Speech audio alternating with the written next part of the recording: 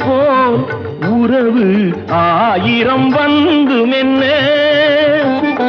வேறென நீ இருந்தாய் அதில் நான் வீழ்ந்து விடாதிருந்தேன் உன் கண்ணில் நீர் வழிந்தால் என் நெஞ்சில் உதிரம் கொட்டுதடி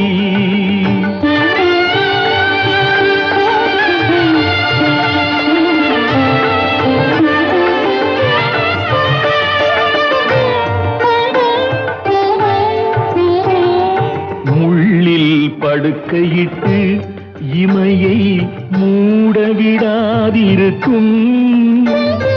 பிள்ளை குலமடியோ